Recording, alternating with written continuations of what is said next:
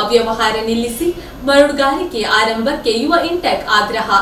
ಮಲ್ಲಿಕಟ್ಟೆ ಜಿಲ್ಲಾ ಕಾಂಗ್ರೆಸ್ ಕಚೇರಿಯಲ್ಲಿ ಏರ್ಪಡಿಸಿದ ಸುದ್ದಿಗೋಷ್ಠಿಯಲ್ಲಿ ಮಾತನಾಡಿದ ಯೂತ್ ಇಂಟೆಕ್ ರಾಜ್ಯಾಧ್ಯಕ್ಷರಾದ ವರುಣ್ ಕುಮಾರ್ ಎಸ್ಕೆ, ಇವತ್ತು ಹೊಯ್ಗೆ ಸಿಗದೆ ಪುತ್ತೂರು, ಬಂಟ್ವಾಳ ಇತರ ಕಡೆಗಳಿಂದ 6,000ಕ್ಕೆ ಹೊಯ್ಗೆಯನ್ನು ತಂದು ಇವರು 20,000ಕ್ಕೆ ಮಾರಾಟ ಮಾಡುತ್ತಿದ್ದಾರೆ.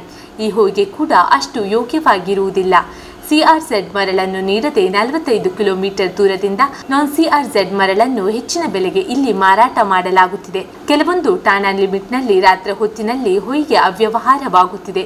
12 ತಿಂಗಳಿನಿಂದ ಹೊಯ್ಗೆ ಸಿಗದೆ ಬಡ ಜನರು ಕಷ್ಟ ಅನುಭವಿಸುತ್ತಿದ್ದಾರೆ. ಬಡವರಿಗೆ ಸಿಗದಿರುವ ಹೊಯ್ಗೆ ಬೇರೆ ಜಿಲ್ಲೆಗಳಿಗೆ ಅಕ್ರಮವಾಗಿ ಸಾಗಾಟವಾಗುತ್ತಿದೆ. ಸರ್ಕಾರ ಕೂಡ ಈ ಅಕ್ರಮಕ್ಕೆ ಸಾಥ್ ಕೊಡುತ್ತಿದೆ.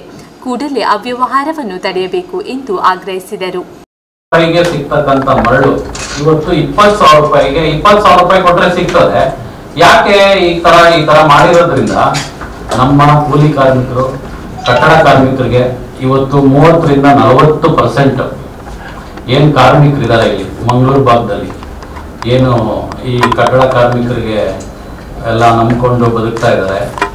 ಆ ವರ್ಗದ ಜನಕ್ಕೆ ಎಷ್ಟು ತೊಂದರೆ ಆಗಿದೆ ಅಂತಂದ್ರೆ ಇದನ್ನ ಯಾವ ರೀತಿ ಹೇಳೋದು, ಇದಕ್ಕೆ ಸರ್ಕಾರಕ್ಕೆ ಮನದಟ್ಟಾಗ್ತಾ ಇಲ್ವಾ? ಇಲ್ಲಿರ್ತಕ್ಕಂಥ ರಾಜ್ಯಾಧ್ಯಕ್ಷರು ನಳಿನ್ ಕುಮಾರ್ ಕಟೀಲ್ ಅವ್ರಿಗೆ ಕಣ್ಣಿಗೆ ಕಾಣಿಸ್ತಾ ಇಲ್ವಾ ಇದೆಲ್ಲ? ಇದನ್ನ ಯೂತ್ ಇಂಟೆಕ್ ಕಾಣಿಸುತ್ತೆ.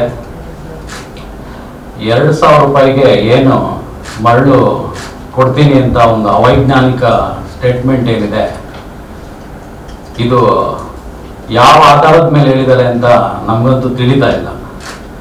ಯಾಕೆ ಈಗ ಜಿಲ್ಲಾಡಳಿತ ಆಗ್ಲಿ ಈ ಸರ್ಕಾರದವರಾಗ್ಲಿ ಯಾಕೆ ಇದನ್ನ ಮರಳನ್ನ ರಿನ್ಯೂವಲ್ ಮಾಡದೆ ನಿಲ್ಲಿಸ್ತಾ ಇದ್ದಾರೆ? ಇದು ಒಂದು ಅವ್ಯವಹಾರಕ್ಕೆ ಒಂದು ದಾರಿ ಮಾಡಿಕೊಟ್ಟಂಗಾಗಿದೆ. ಈ ಅವ್ಯವಹಾರಕ್ಕೆ, ಭ್ರಷ್ಟಾಚಾರಕ್ಕೆ ಇವರು ದಾರಿ ಮಾಡಿಕೊಡೋದಕ್ಕೆ ಯಾಕೆ ಬಡವರ ಕಷ್ಟ ಇವ್ರಿಗೆ ಗೊತ್ತಾಗ್ತಾ ಇಲ್ವಾ? ಅದು ಕಣ್ಣು ಕಾಣ್ತಕ್ಕಂಥದ್ದು, ಏನು ಬೇಕು ಕಣ್ಮುಚ್ಕೊಂಡು ಹಾಲು ಕುಡಿದ್ರೆ ಗೊತ್ತಾಗಲ್ಲ ಅಂತಾರಲ್ಲ, ಆ ತರ ಆಗಿದೆ. ರಾಜ್ಯ ಪ್ರಧಾನ ಕಾರ್ಯದರ್ಶಿ ಯೂತ್ ಇಂಟೆಕ್ ದಿನಕರ್ ಶೆಟ್ಟಿ ಮಾತನಾಡಿ, ನಾನ್ ಸಿಆರ್ಝೆಡ್ ನಿಂದ ಮರಳು ಸಿಗುತ್ತದೆ.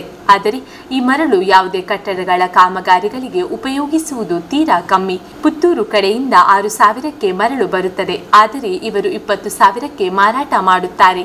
ರಾಜ್ಯಾಧ್ಯಕ್ಷರು, ಲೋಕಸಭಾ ಸದಸ್ಯರು 1 ಲೋಡ್ ಅನ್ನು 2,000ಕ್ಕೆ ಕೊಡುತ್ತೇವೆ ಎಂದು ಹೇಳಿದ್ದರು. ಆಮೇಲೆ ಅದು 1 ಟನ್ನಿಗೆ ಹೇಳಿದ್ದು ಅಂತ ತಮ್ಮನ್ನು ತಾವು ಸಮರ್ಪಿಸಿಕೊಂಡರು. ಅದು ಏನೇ ಆಗಲೇ 8 ತಿಂಗಳಿನಿಂದ ನವೀಕರಣ ಮಾಡುತ್ತೇವೆ ಎಂದು ಹೇಳಿದ್ದೇ ಬಂತು, ಏನು ಮಾಡಲಿಲ್ಲ.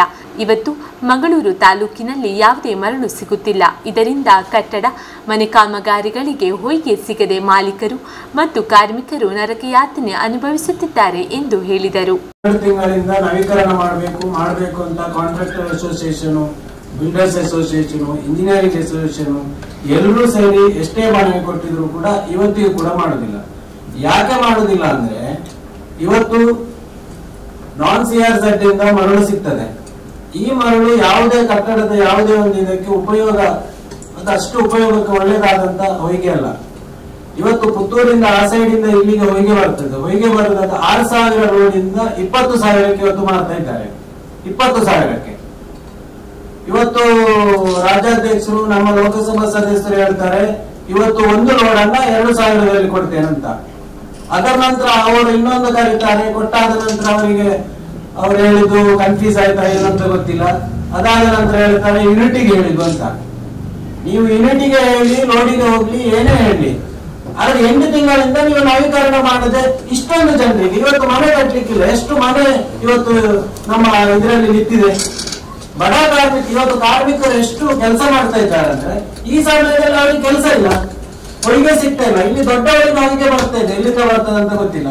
ಅದಾದ ನಂತರ ಅಂತಾರಾಜ್ಯಕ್ಕೆ ಕೂಡ ಕಳಿಸ್ತಾ ಇದ್ದಾರೆ. ಇವತ್ತು ನಡೀತದಂತಾದ್ರೆ ತಾವು ಸುಮ್ಮನೆ ಕೂತ್ಕೊಳ್ತೀರಂತಾದ್ರೆ ಇವತ್ತು ಸರ್ವೆ ಮಾಡ್ಬೇಕು ಹೇಳ್ತಾರೆ. ನಾವು 12 ತಿಂಗಳು ಯಾಕೆ ತಗೊಂಡದ್ದು ಹೇಳಿದ್ರೆ ಇವತ್ತು ಸರ್ವೆ ಮಾಡ್ಬೇಕು ಅಂತ ಹೇಳ್ತಾರೆ.